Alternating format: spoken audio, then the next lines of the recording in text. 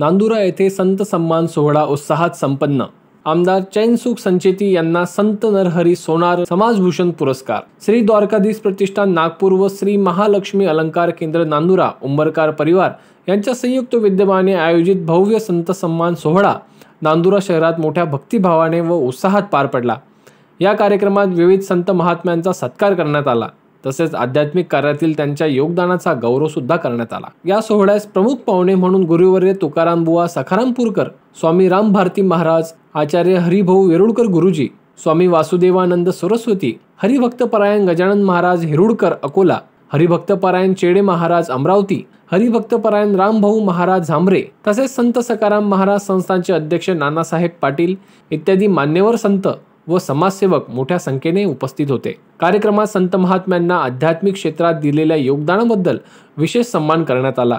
यावेळी मंचावर त्यांच्या कार्याचा गौरव करत कृतज्ञतेची भावना व्यक्त करण्यात आली। या सोहळ्याचा मुख्य आकर्षण ठरला तो म्हणजे संत नरहरी महाराज समाजभूषण पुरस्कार।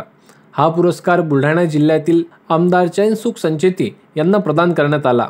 समाजसेवा, सार्वजनिक कार्य आणि सामाजिक सलोखा वाढवण्यासाठी त्यांच्या कार्याची दखल घेऊन हा पुरस्कार देण्यात आला। संतांचा सत्कार करताना श्री द्वारकाधीश प्रतिष्ठानच्या अध्यक्षा हरिभक्तपरायण भागवताचार्य अंजलीताई अनासने, सचिव विलासराव अनासने, सोनार समाज ट्रस्ट नांदुरा अध्यक्ष अनंतराव उंबरकर, तसेच पुरुषोत्तम उंबरकर, शाश्वत उंबरकर, गुरु उंबरकर, सौ मीराबाई उंबरकर व सौ संगीताताई उंबरकर यांनी उपस्थित संतांचा सन्मान केला। कार्यक्रमाच्या प्रारंभी अंजलीताई अनासने यांनी प्रास्ताविक करत संत सन्मान सोहळ्याचे उद्दिष्ट विशद केले।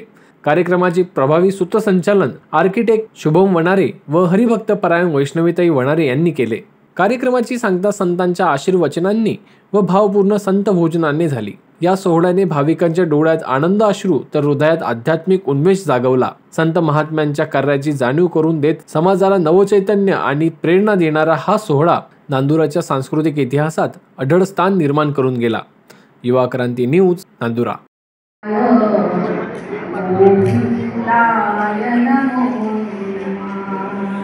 आदरणीय आपण सर्व साधू संत, मी सर्वांचे नाव घेत नाही, होते आपला सर्व परिचय द्यावा लागत नाही। इतके मोठे मोठे संत इथे बसलेले आहेत, त्यांचा परिचय द्यावा लागत नाही।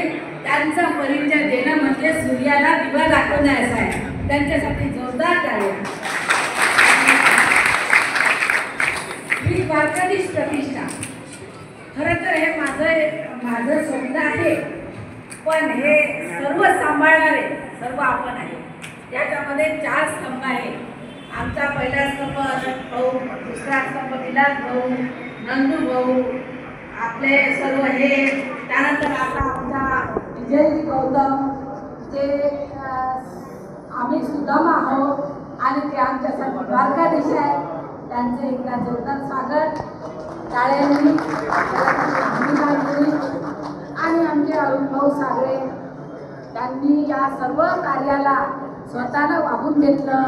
मग त्यांच्यामुळे गोपालजी ढोमणे वास्तू ज्योतिष्य शास्त्रात पारंगत आहे, त्यांचा आम्हाला परिचय झाला। आणि आपण सर्व इतके सन्माननीय आज असा इतका योग आलेला आहे हा, आणि हा योग घडून आलेला अनंतराव उंबरकर आणि विलास भाऊ अनासने यांनी त्यांच्यासाठी